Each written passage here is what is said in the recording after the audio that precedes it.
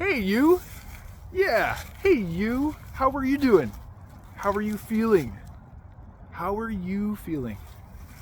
Welcome back. If you've seen my videos before, welcome back. If you've seen my content, I love the great comments, the feedback, the constructive criticism. Keep that coming, by the way. Keep it coming. I love hearing about it. It helps me understand understand how you feel I'm doing.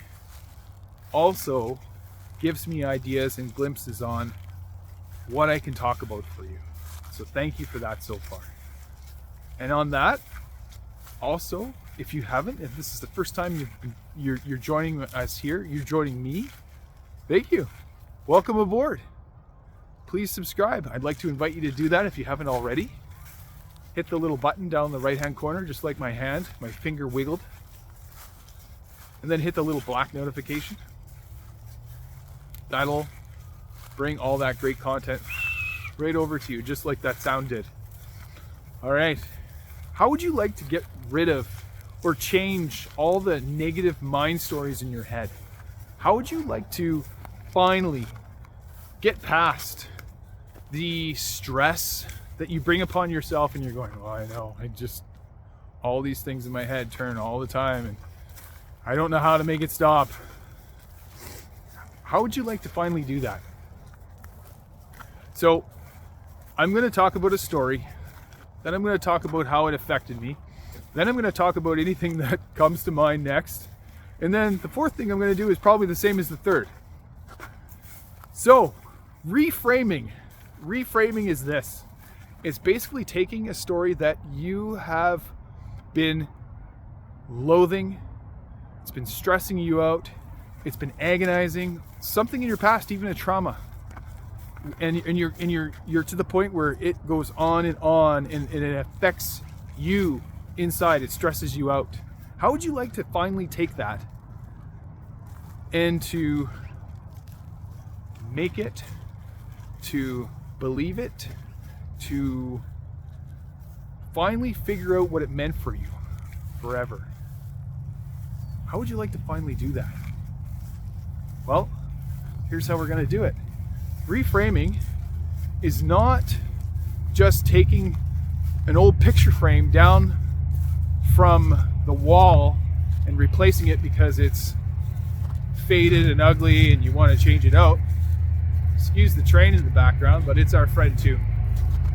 Or it's not the carpentry assistant that you were to the carpenter and you've had to redo the framework in the house because you did it wrong. And even if you did it wrong, you still learned something by it, so we can reframe that thought too, but I'll get back to that later. Reframing. I'll give you an experience. In high school, from grades 7 through 11, I was bullied. Lots. I was physically bullied. Lots. I'm going to date myself a little bit, but the teachers back then with the chalkboards, they thought it was a great idea to buy those huge sidewalk chalk pieces because they were saving money. School board was saving money and they wouldn't go through chalk quite as quickly. Well, some kids actually took the chalk and biffed them at people. They hurt, by the way. I got hit right there with one of them. I was tripped for being a bit of a wimpy kid. I was punched for no reason, in some cases just for walking along. And I was even told that I was stupid, asked me what I was doing. And being a kid that had acne, lots of it, I was made fun of for that too.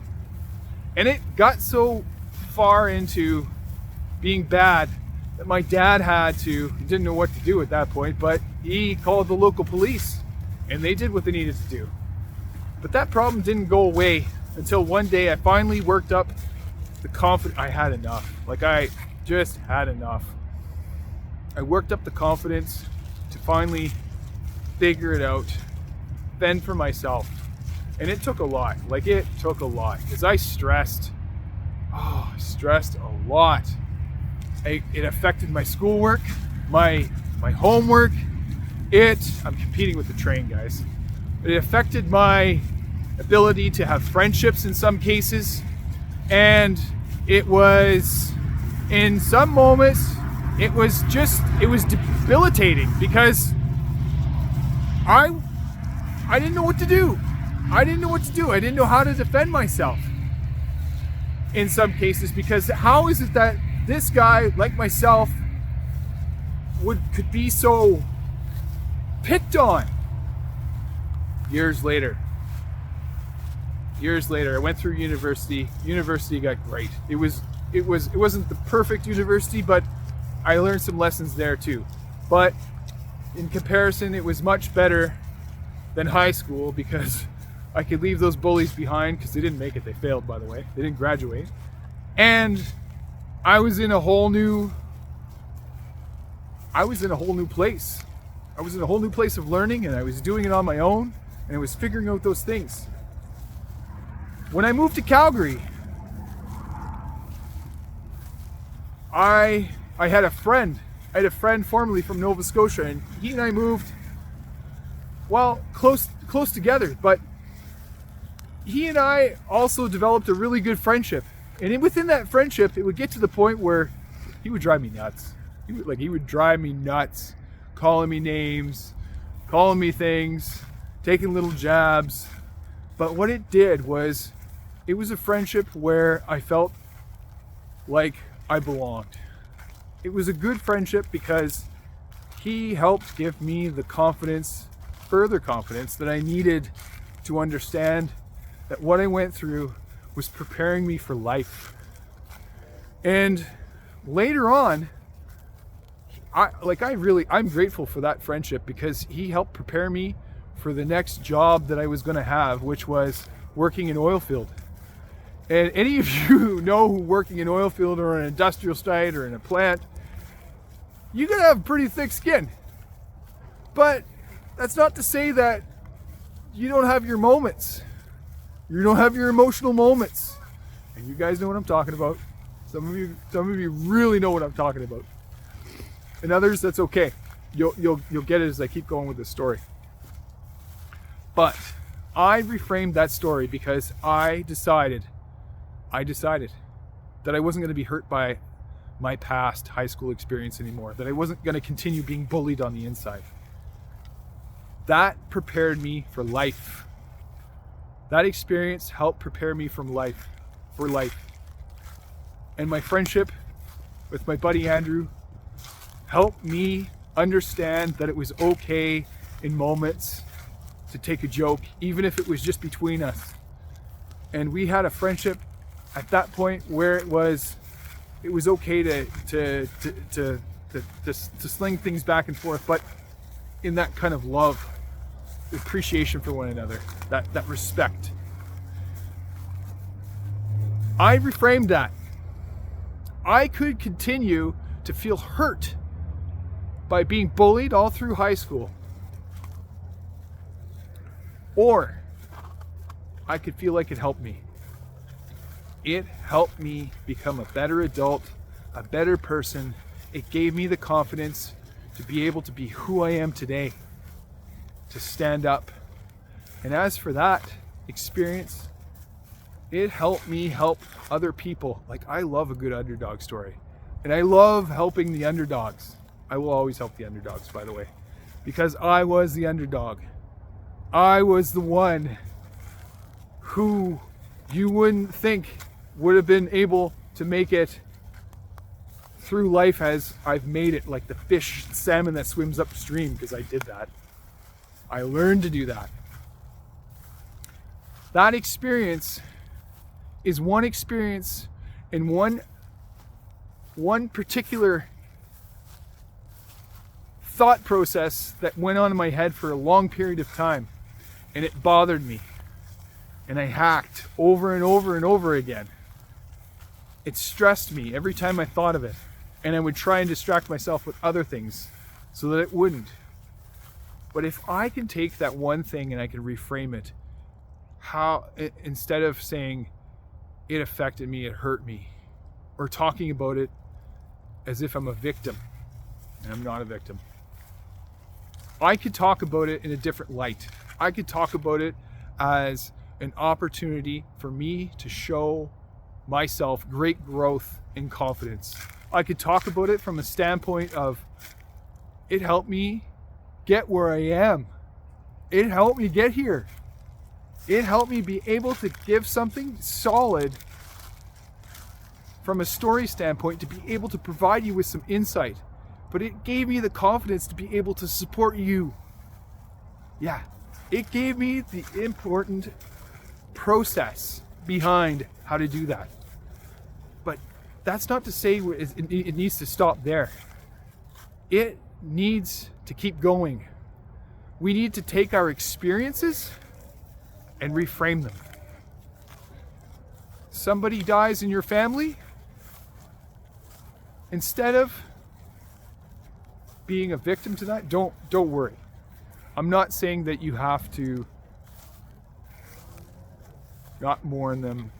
I'm saying that you have to work through your own process. You don't have to go forever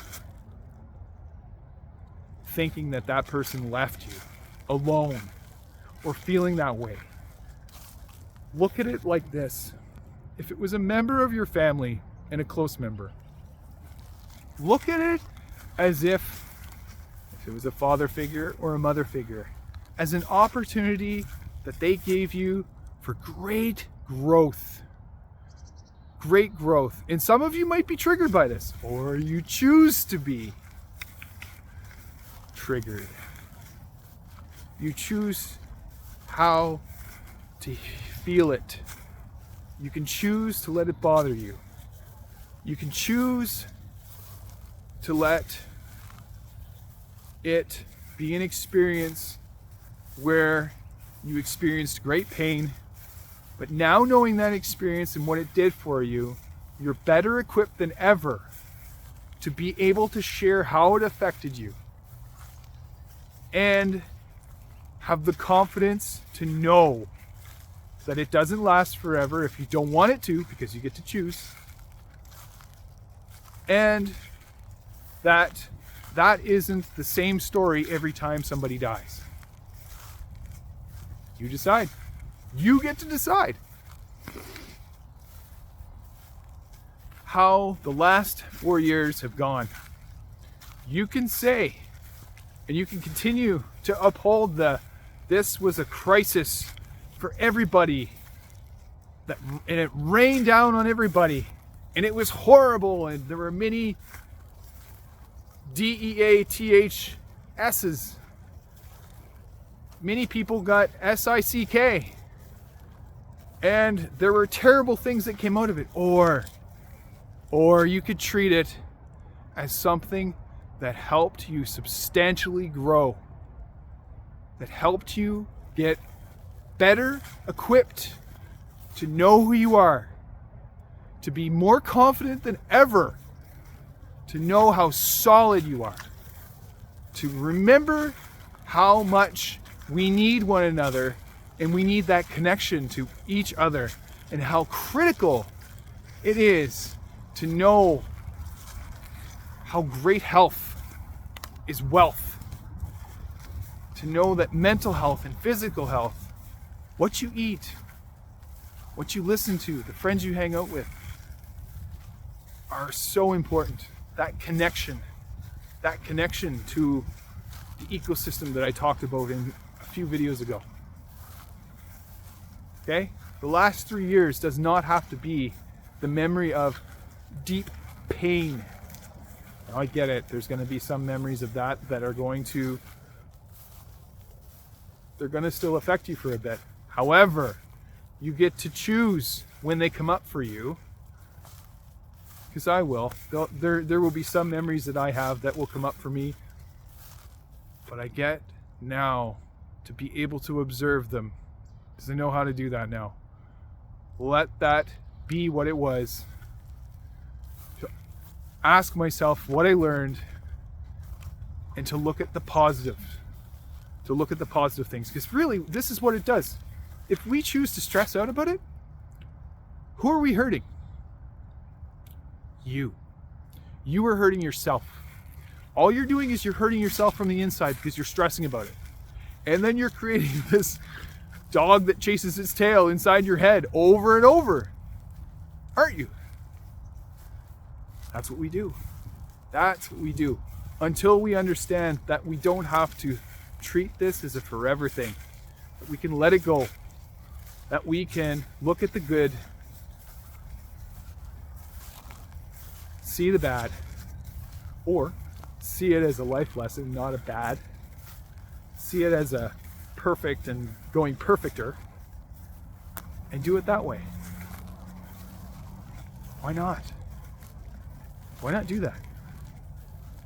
Because the other way to doing it, we just make ourselves sick.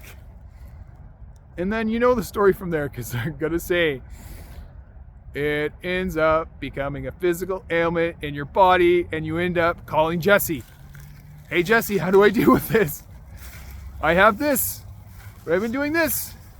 And that's okay. Like, I love helping people. I love it. This helps me to be able to help you.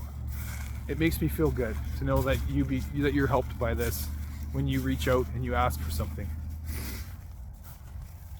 I'm just talking about how important it is to be able to think, to be able to watch your thoughts, to be able to know the freedom in being able to clear these things for yourself, and the confidence, the patience, the trust that you glean from those things. Because you can do it. You're good at it. You're already really good at this. And I'm going to let it go from there. I want to hear your comments. I want to hear your constructive criticism and your feedback. I'd love to hear from you. As this resonates with you, I want to hear about it. And I trust that there are some things in this that you'll want to ask me about. And for that, reach out anytime. Connect with me. Valiant Wellness, thevaliantlifestyle.com. See you soon.